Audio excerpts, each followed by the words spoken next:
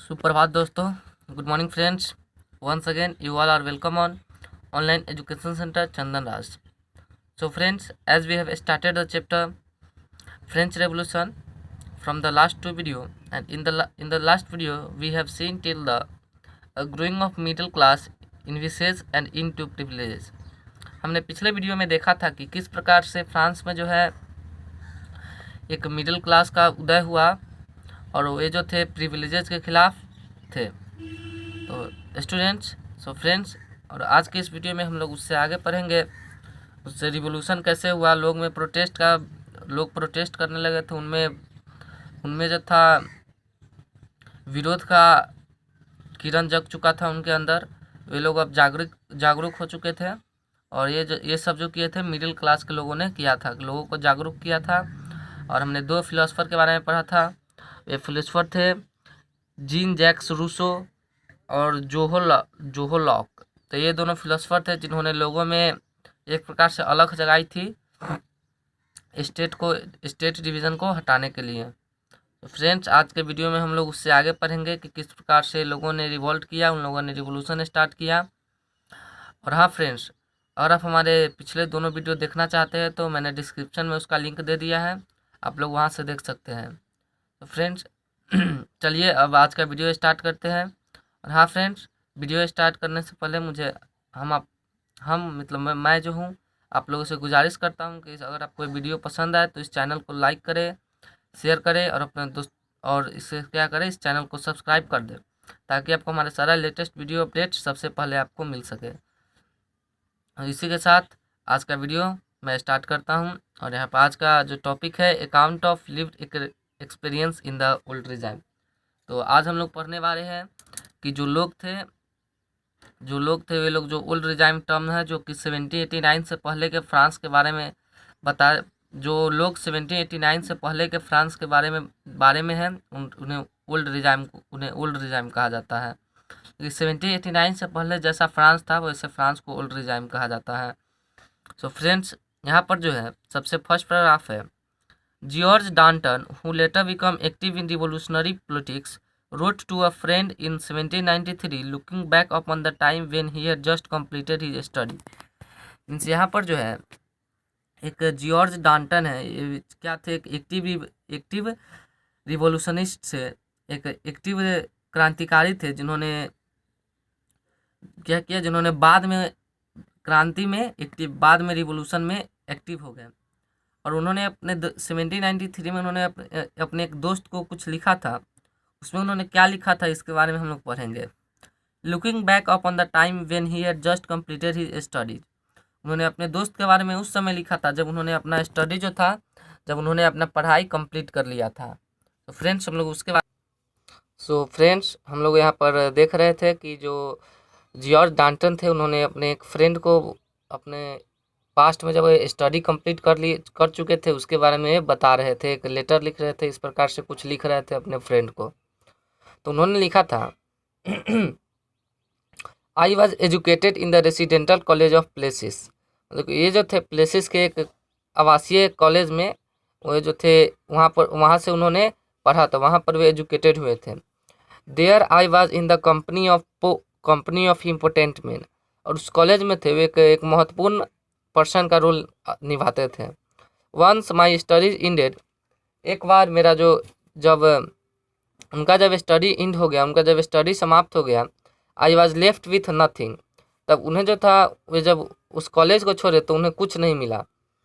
I started looking for a post. वे जो थे अब एक जॉब की तलाश में इधर उधर भटकने लगे. It was impossible to find one at the law court in the Paris. और वो जॉन डांटन थे, जॉर्ज डांटन, उन्होंने कहा कि यह इम्पॉसिबल था कि मुझे कोई कोर्ट में, पेरिस के कोई कोर्ट में मुझे कोई जॉब मिल जाए. The choice of a career in the army was not open to me as I was not a noble by birth not did I have a patron. Means जो George Danton थे उन्होंने कहा था कि उनका जो चॉइस था कि वे एक आर्मी में अपना करियर बनाए, लेकिन ये जो था उनके लिए, ये जो आर्मी का दौर था उनके लिए नहीं था, क्योंकि वे जो थे वे कोई बर्थ से नोबेल नहीं थे और नहीं तो उनका कोई उनका पैट्रन मीन्स नहीं तो कोई उनका एंसेस्टर था जो नोबल था. The church too could not offer me a refugee, मतलब कि जो चर्च था, चर्च भी उन्हें कोई शेल्टर, कोई रिफ्यूजी मतलब होता है शेल्टर, तो चर्च भी था, उन्हें कोई शेल्टर प्रदान नहीं कर सकता था। I could not buy an office as I did not possess a so, मतलब कि जो थे ना जॉर्ज डाल्टन, वे एक ऑफिस को नहीं बाई कर सकते, एक ऑफिस नहीं खरीद सकते थे, जैसा कि वे थर्ड स्टेट के थे। सो एक कास्ट का नाम है थर्ड स्टेट में। My old friends turned their backs to me, the system had provided education without however offering a field where our talents could be utilised. Means उनके जो फ्रेंड्स थे, उनके जो जॉर्ज डाल्टन के जो ओल्ड फ्रेंड्स थे, उन्होंने पीठ दिखा दिया जॉर्ज डाल्टन को, जब काम आए, जब उनको सहायता की ज़रूरत पड़ी तो उन्होंने उन्हें पीठ दिखा दिया। तो दोस्तों, इसलिए मैं भी कहता हूँ कि फ्रेंडशिप करिए तो बहुत जांच परख कर कीजिए।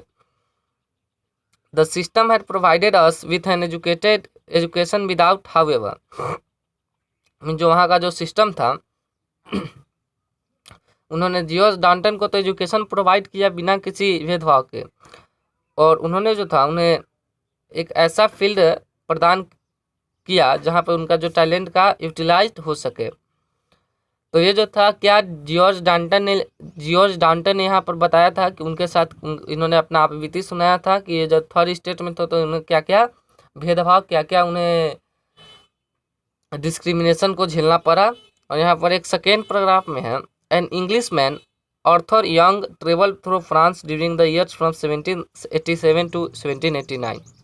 मीन्स एक इंग्लिश मैन, एक ब्रिटिशर है आर्थर यंग, जो कि फ्रांस में वो जो था ट्रेवल करने आया था, टूरिस्ट था 1787 से 1789, मतलब कि ओल्ड रिजाइम के समय।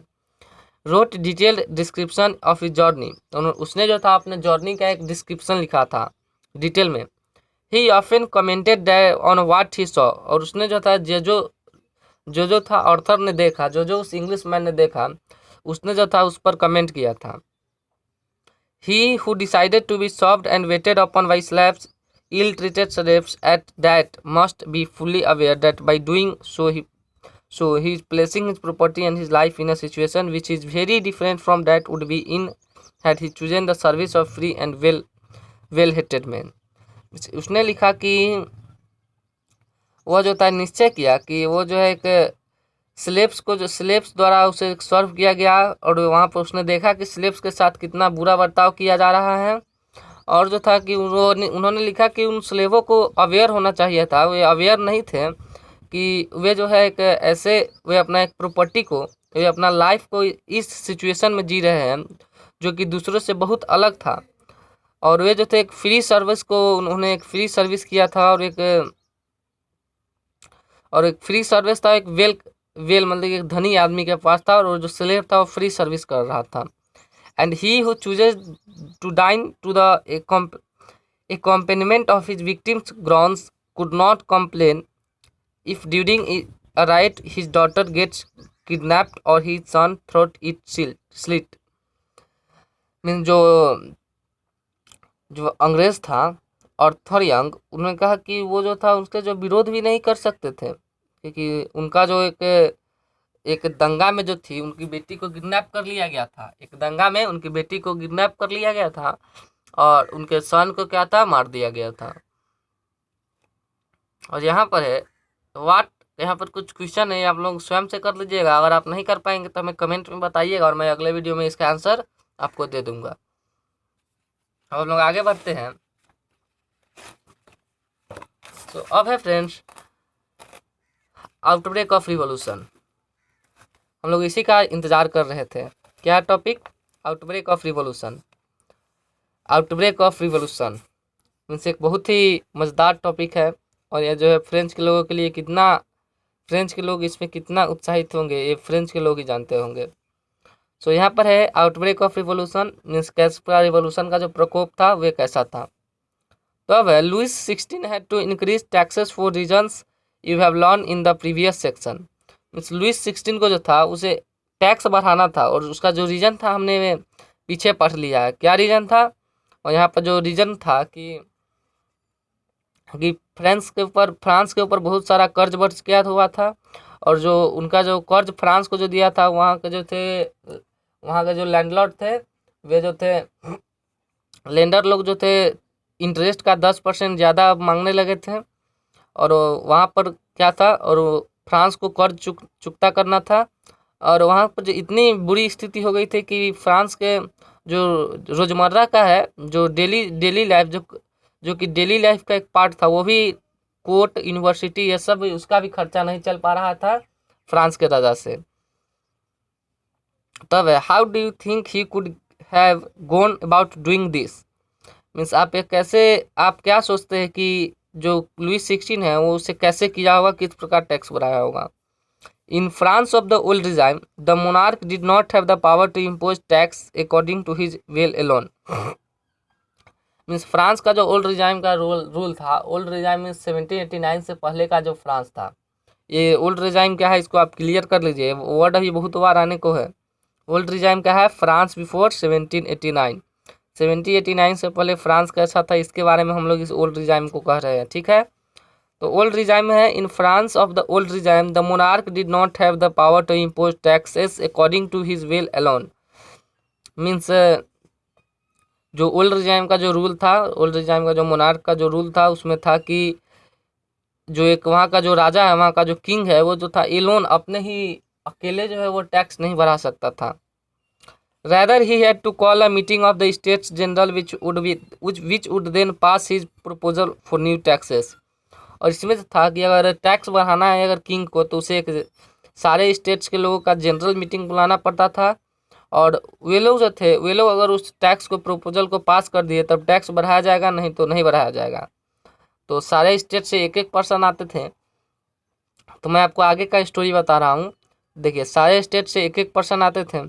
तो एक था नोबेल, एक था क्लर्जी, और एक था third state people. First state, second state, third state people. तो फर्स्ट स्टेट और सेकेंड स्टेट को तो विशेष प्रिविलेजेस था कि वे टैक्स नहीं पे करेंगे, तो टैक्स बढ़े या घटे उन्हें कोई मतलब नहीं था। और वे जो थे सीधा उसमें हामी भरते थे।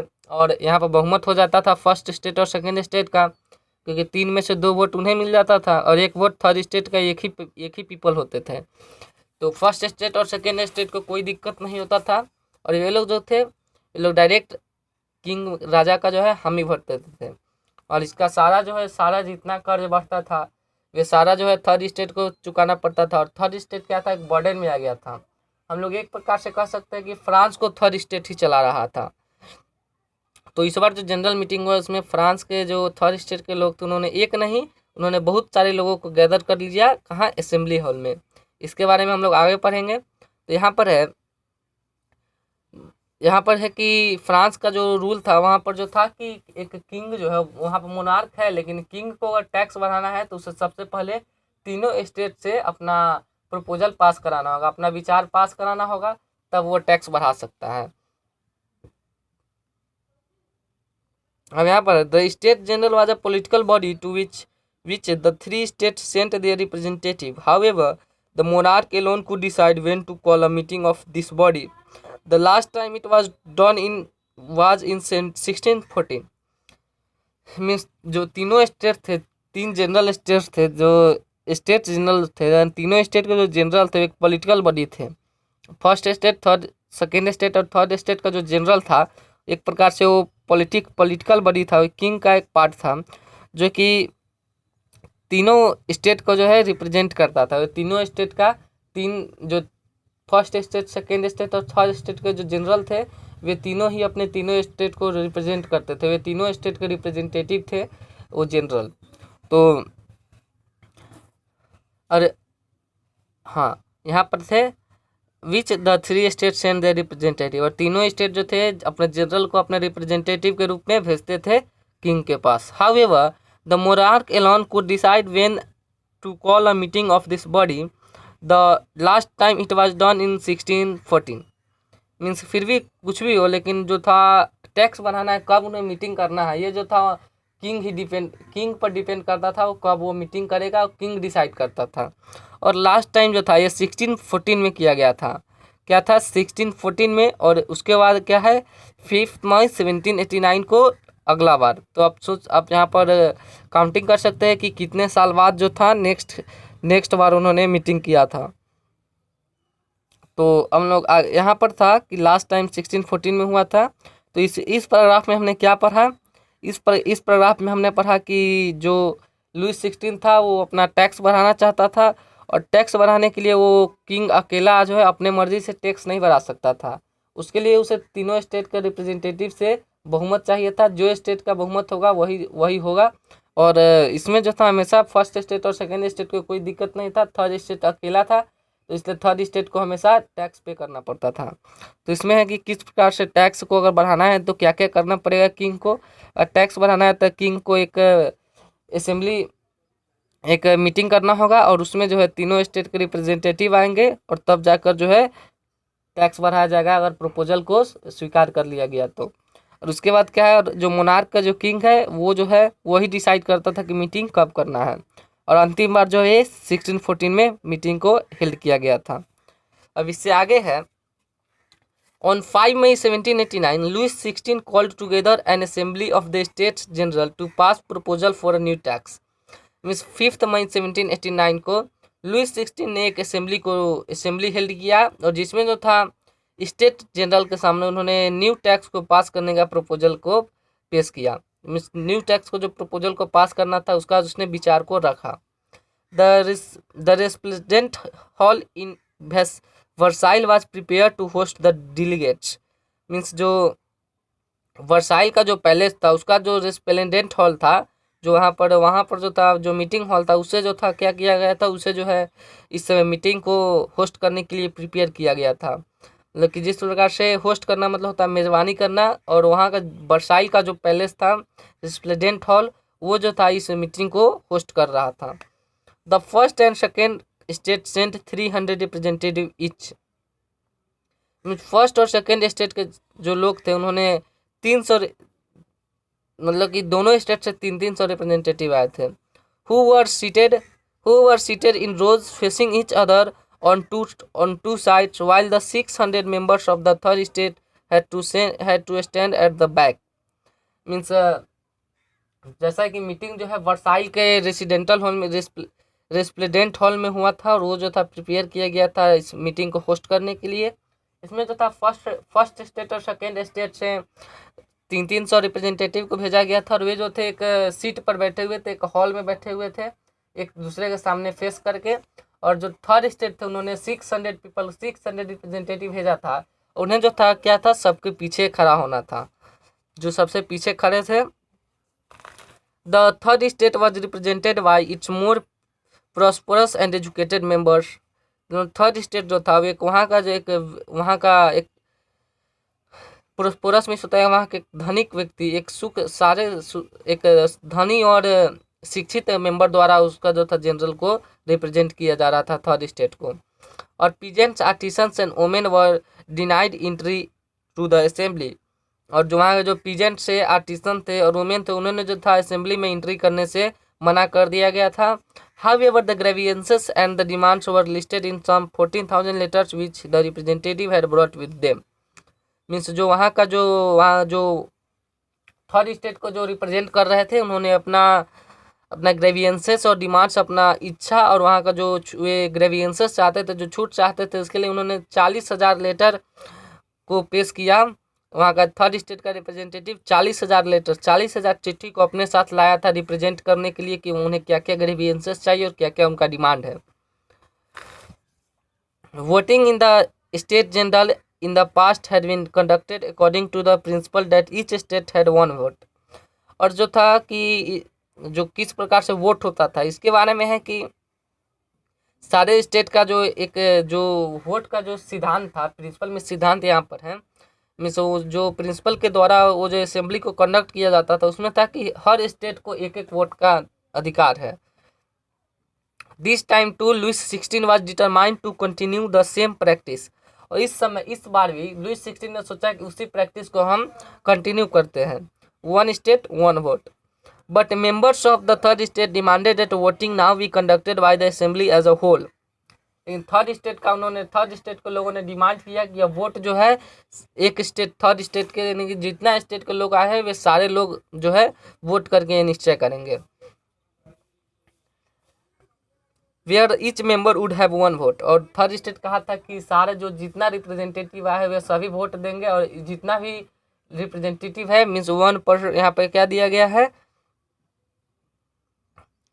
ईच स्टेट हैड 1 वोट, और यहाँ पर हम थे, हाँ, where each member would have 1 vote, जितना भी मेंबर आए उनका एक वोट हो। This was one of the democratic principle put forward by philosopher like Rousseau in his book the social contract. Means ये जो था कि 1 मेंबर 1 वोट, मैंने ईच मेंबर 1 वोट, ये जो था एक डेमोक्रेटिक इस पॉलिटिक्स इस डेमोक्रेटिक सिद्धांत को रूसो के द्वारा आगे किया गया था, जो उन्होंने अपने बुक सोशल कॉन्ट्रैक्ट में लिखा था, each member 1 vote. When the king rejected this proposal, जब लुइस 16 ने इस प्रपोजल को मना कर दिया, जब लुइस 16 ने इस डिमांड को ठुकरा दिया, तब क्या था, तब members of the third state walked out of the assembly in protest.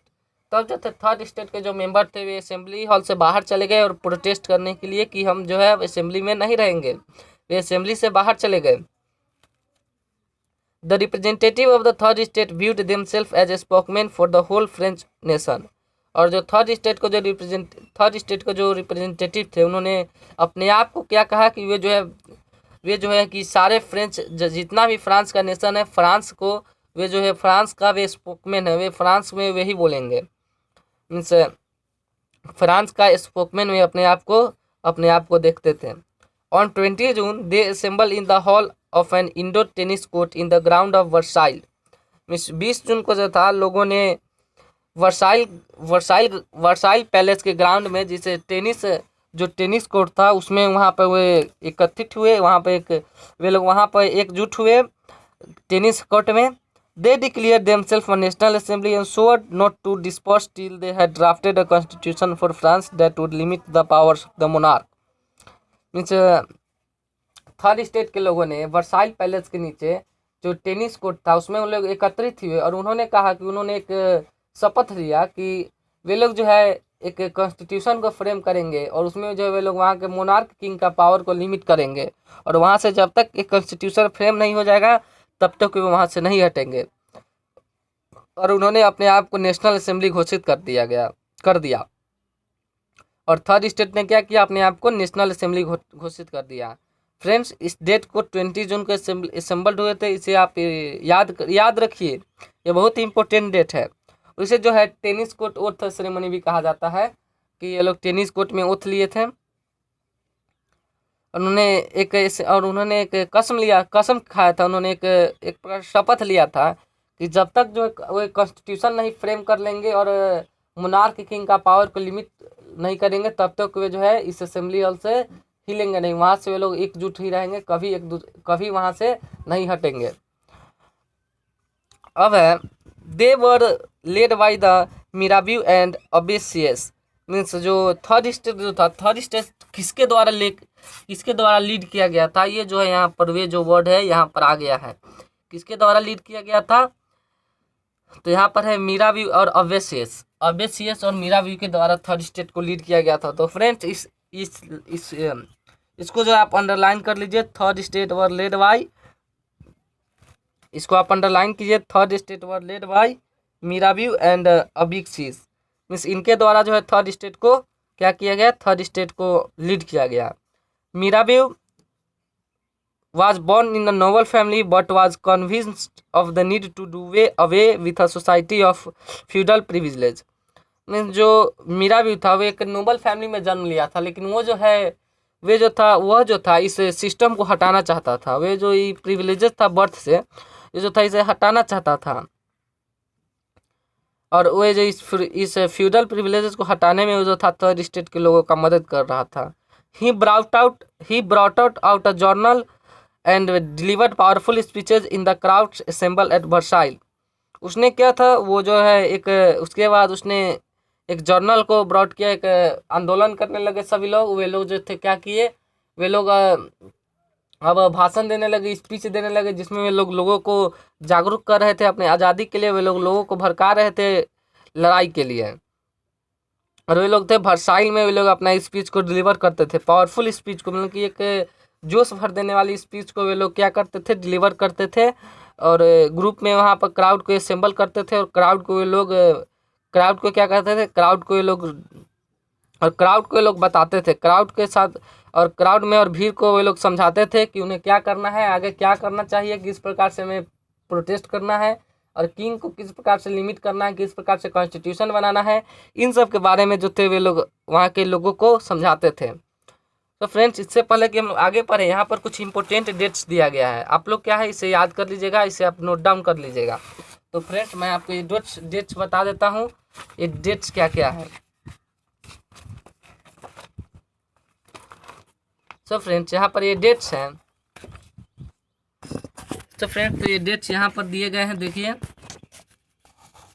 Some important dates: 1774 Louis 16 becomes king of France. Fact: empty treasury and growing discontent with society of the old region.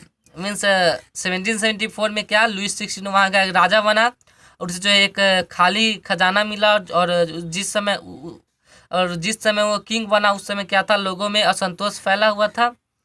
और 1789 में क्या हुआ, convocation of state general state form national assembly Bastille is stormed peasants revolt countryside. Means 1789 में क्या हुआ कि वहाँ पर जो है स्टेट जनरल का असेंबली हुआ, लोगों ने, थर्ड स्टेट के लोगों ने नेशनल असेंबली फॉर्म किया। बेस्टाइल भी 1789 में ही स्टॉर्म किया गया था और पीजेंट्स जो थे वे लोग विरोध करने लगे। गांव के लोग भी, यानी कि गांव के लोग भी क्या किए, वे लोग भी विरोध करने लगे। 1791 में क्या हुआ, कॉन्स्टिट्यूशन फ्रेम्ड हो गया, संविधान बन गया और वहाँ का जो किंग का पावर था फिक्स हो गया। और जो था सारे ह्यूमन बींग को बेसिक राइट दे दिया गया। 1792 और 93 के बीच फ्रांस एक रिपब्लिक कंट्री बन गया। द किंग बीहेडेड, किंग को मार दिया गया। Overthrow of the Jacobian Republic directory rule France. Means उसके बाद क्या है, जैकोबिन रिपब्लिक क्या था, जैकोबिन एक पॉलिटिक्स पार्टी था और जो था सीधा फ्रांस को रूल करने लगा। 1804 में नेपोलियन जो था वहाँ का राजा बना, फ्रांस का राजा बना और उसने जो था यूरोप के बहुत बड़े हिस्से को अपने कब्जे में ले लिया। और 1815 में नेपोलियन क्या था, वो वाटरलू के वार में डिफीट हो गया, वहाँ पर वो हार गया और यहीं से फिर से फ्रांस एक रिपब्लिक बन गया। और फिर से यहाँ पर नेपोलियन जो था बाद में उसका भी वो भी तानाशाह होने लगा। इसी तरह क्या था, नेपोलियन भी मारा गया। और नेपोलियन के बारे में हम लोग आगे पढ़ेंगे, अभी हम लोग रिवोल्यूशन का आउटब्रेक ही पढ़ रहे हैं। तो फ्रेंड्स, अब हम लोग आगे बढ़ते हैं बिना समय का गवाए हुए। फ्रेंड्स, तो हम लोग आगे आ गए हैं। यहाँ पर हमारा क्या है, तो यहाँ पर एक फिगर दिया गया, इस फिगर में बता रहा था द टेनिस कोर्ट ओथ। और इस फिगर में जो है टेनिस कोर्ट ओथ के बारे में बताया गया है। टेनिस कोर्ट ओथ क्या था, तो इसके बारे में मैंने आपको बता दिया है बिल्कुल डिटेल में, टेनिस कोर्ट ओथ क्या था। तो हम लोग आगे बढ़ते हैं।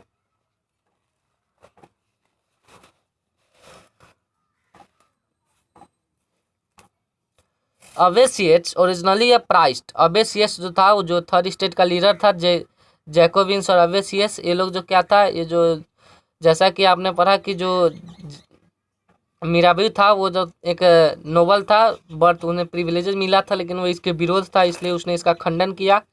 और जो अबेसियस था वो जो था एक प्राइस्ट था, वो चर्च में एक पादरी था और लेकिन उसने भी इस सिस्टम का विरोध करने के लिए वो थर्ड स्टेट का लीडर बना।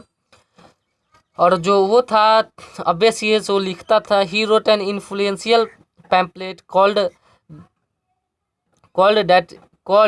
यहाँ पे कुछ वर्ड है जिसे ढक गया है, called that is the third state. Means जो अबेसियस था उसने एक पैम्पलेट लिखा, एक बहुत ही क्रांतिकारी पैम्पलेट लिखा थर्ड स्टेट के लिए, जो कि थर्ड स्टेट क्या है इसके बारे में। अब यहाँ पर जो कुछ वर्ड ढंग गए इसलिए प्रॉब्लम हो रही है। While the National Assembly was busy at Versailles drafting a constitution, the rest of France seated with turmoil. So friends, हमने पढ़ा था कि जिस समय जो था, जब वर्साइल में जब नेशनल असेंबली को ड्राफ्ट किया जा रहा था, उस समय फ्रांस के जो बाकी जो थर्ड स्टेट के पीपल थे, वे जो थे, सीथेड का मीनिंग मैंने यहाँ पर लिख दिया है ताकि आपको, सीथेड मीन्स होता है उत्तेजित करना, सीथेड विथ टर्मोइल मीन्स तब तक जो थे फ्रांस के जो थर्ड स्टेट के जो रिमेन पीपल थे, जो बचे हुए पीपल थे, लोग जो थे, उन्हें जो थे क्रांतिकारी लोग उन्हें उत्तेजित कर रहे थे विरोध के लिए, और वे जो थे उपद्रव भी मचा रहे थे और विरोध और उत्तेजित भी हो रहे थे।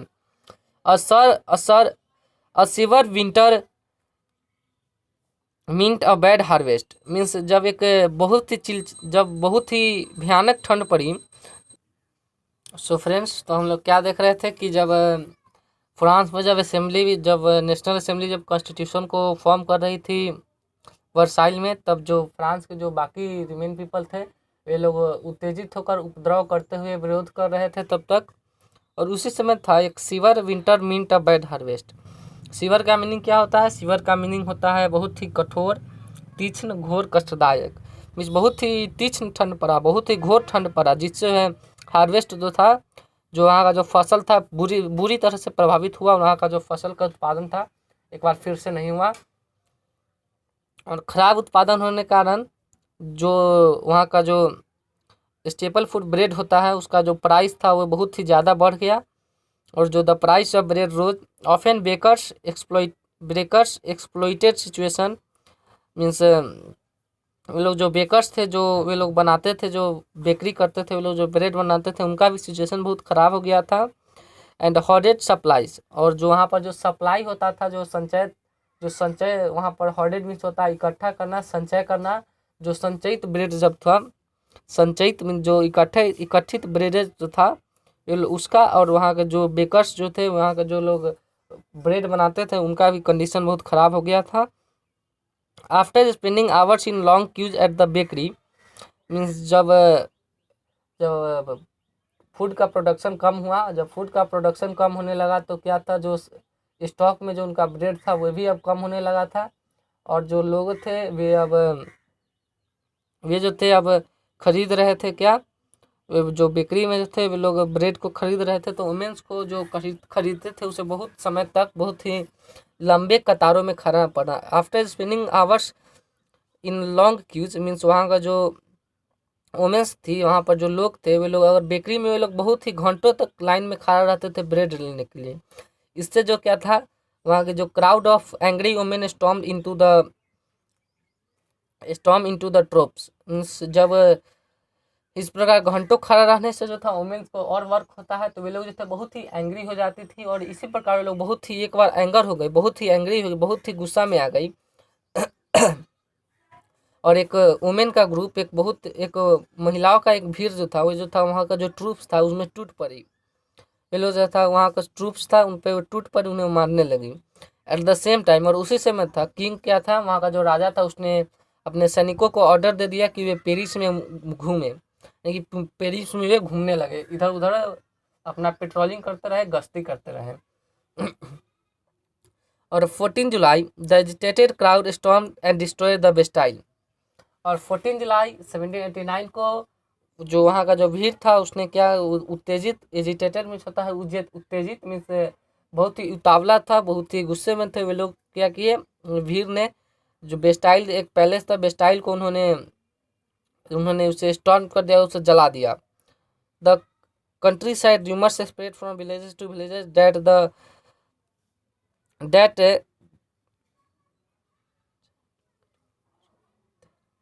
हाँ, तो क्या था, जो कंट्री साइड में एक र्यूमर फैल गया, डेट गांव से गांव तक एक र्यूमर फैल गया कि वहाँ का जो लोग थे, मैनर, यहाँ पर मैनर मिस क्या होता है इसके बारे में मैं भी आप फ्रेंड्स माफ़ कीजिएगा, कुछ तकनीकी प्रॉब्लम के कारण मैं इससे आगे नहीं पढ़ा सका हूँ। अभी हम लोग बेस्टाइल के स्टॉर्म तक पढ़े, अगले वीडियो में इससे आगे पढ़ेंगे। तब तक के लिए धन्यवाद।